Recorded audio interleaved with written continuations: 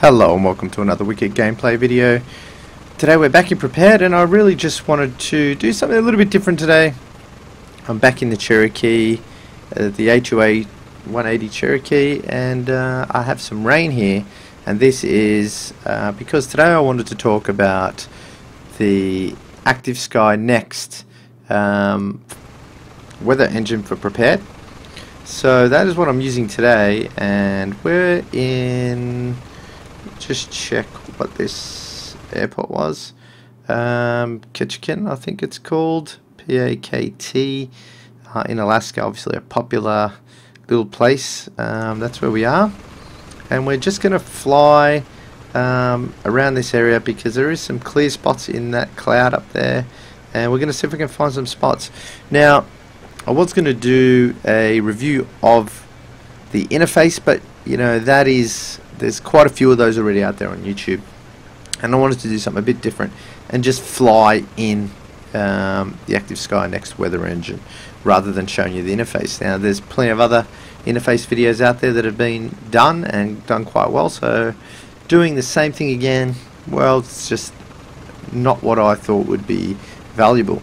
Now while I was looking at buying a copy of this, that's what I was looking for. I was looking at what does this look like, and I know that their website does have some videos on the weather engines, but I just wanted to see a third party, someone else independent of the developers, you know, show a video, do a video review, and that's kind of what I want to do today. So what we're going to do is we're going to fly off. We're going to take off from here. We're just going to fly up into the air, see if we can find a some empty gaps in the clouds up there, and see if we can get above the clouds and have a look what it looks like up there. So this is Orbix scenery for this part of the USA, the northern part. I can't remember which particular map add-on this was. Let me see if I can just quickly have a look. So this is part of the Orbix NAPFJ, which is the Canada Pacific Fjords, if that's how it's said. So anyway, let's get up into the air and have a look. So you can see here it's raining. The cool thing about Active Sky Next weather engine is, you know, you just don't have this uniform weather wherever you fly. It is dynamic and it's changing real time based on where you are. So if there's cloud coverage there, you're going to get rain. If you get up into the air and you find gaps, it's going to clear up and you're going to get you're going to see blue skies, etc. So that is really cool, and also adds to that dynamic feel of simulation, where you get that realistic element to flying from point A to point B and not really knowing what the weather's going to be doing in between. So anyway, enough talking, let's jump in the aircraft, and as I always do, I'm not going to be really going on about proper procedures, etc. We're just going to take off. Probably got a bit of fouled plugs by the sounds of it. See if I can keep this on the runway. It's not looking good.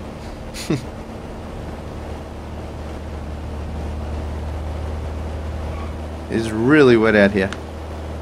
So let's get up into the air.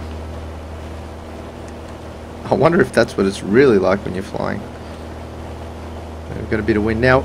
I am taking a bit of a frame hit, so with this additional cloud, let's have a look at what my frames are doing right now. So around 15 frames is really heavy. We're definitely going into IMC kind of conditions. So not looking good, but if we just keep pitched up, I'm hoping that we can break through the cloud here. And as you can see, the visibility is very low, and I'm going to try and use some of my instrument skills which aren't very good, mind you, just to try not to run into the side of a mountain. If we can get some height, there's not really too much mountain ranges around here. You can see my frame rate is really suffering in these clouds, but it is really cool. I'm really loving this weather engine. So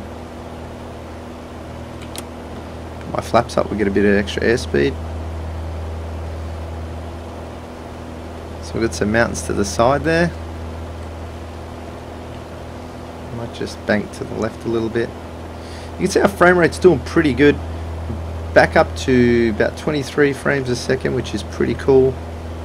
We're just going to keep climbing and see if we can get above the clouds here. You can see to the right there, looks like there's a little bit of blue sky.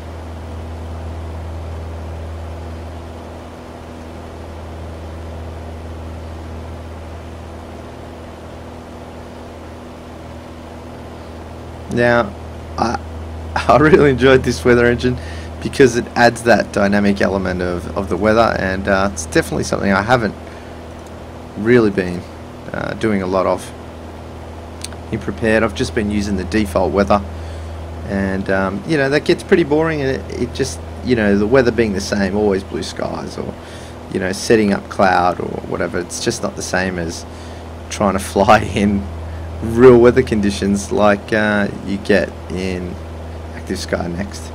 So, you know, I was pretty hesitant about purchasing Active Sky Next, and wondering, was it worth the money?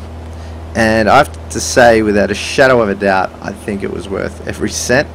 From what I've done so far with it, I've really enjoyed it, and I'd definitely recommend buying it if you know, if you can afford to. So we still haven't been able to get out of the clouds. It's really thick cloud cover here. And we're still climbing.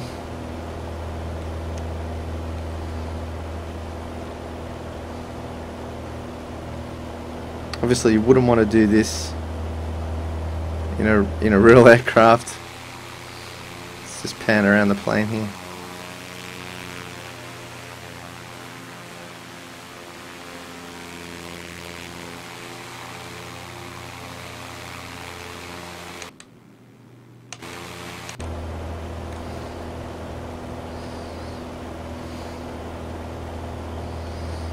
Just going to see if we can get up to a high enough point where we're above the clouds. And I did actually do a test on this before, and visibility was a bit better than what I have now, so that just shows what this weather engine can be like. So as you can see right now, we're just not seeing any gaps in the clouds.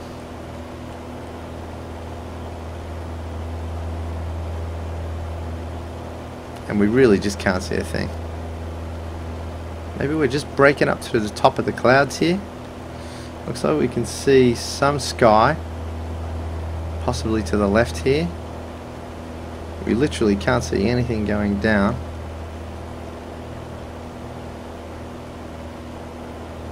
And as we just climb at 5,500 feet, maybe we'll just bank to the left here, see if we can get some clear sky. Now this is the live weather at Ketchikan. I hope I'm saying that correctly.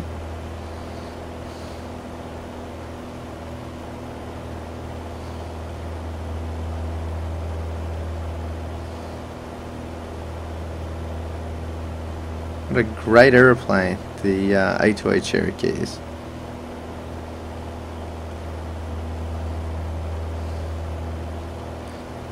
I'm hoping that we can get some clear skies coming.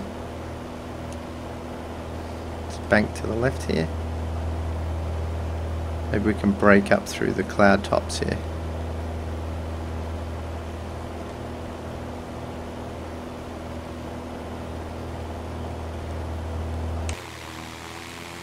There we go, we're starting to see some blue sky now. Now look at that cloud cover, that is absolutely amazing. It is absolutely amazing. Now I'm not using direct, is it direct textures? I can never remember the name of half of these things. Rex, is it Rex, Rex textures? I'm not using any of those. This is just prepared default clouds with no additional textures.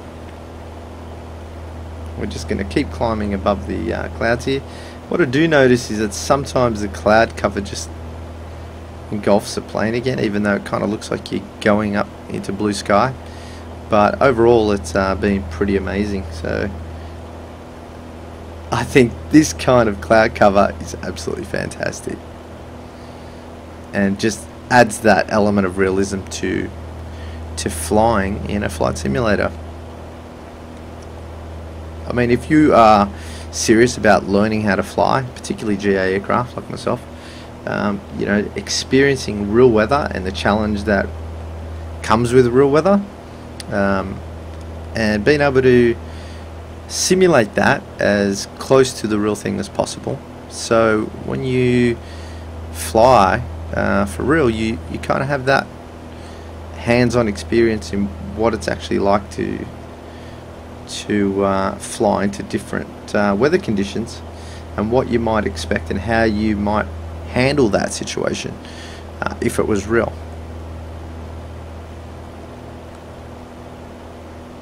And what I've found is before I got this weather engine, just the weather's just the same everywhere I go, and that's just not appealing for simulation of learning how to fly.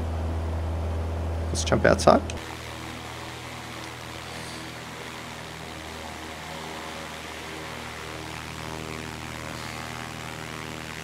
Look at that cloud cover. Very, very cool. Now obviously there is quite considerable settings that you can make about the distance of the clouds, and you know what sort of settings you want those clouds to have, and lots of other, you know, gusts of wind, and other people probably have a better idea about that, like but you know there's a lot of settings out there that can enhance the way you want this to look. But just with, I really wanted to give a preview of Active Sky Next without any additional textures, just to show you what it actually can look like on its own. And I'm pretty very, very happy with this weather engine, and think it's fantastic, and really is worth the money. It's been worth the money that I've invested into it, and I'd recommend it absolutely.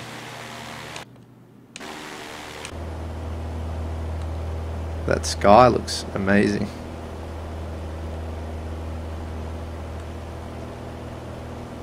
So that's really all I wanted to share in this video. I hope you found this useful, just to see what it's actually doing, and that you can now see firsthand what it looks like from a flight sim point of view. If you liked the video, please give us a thumbs up. If you want to see more flight sims and other videos, subscribe, and thanks for watching guys, and we'll see you on the next one.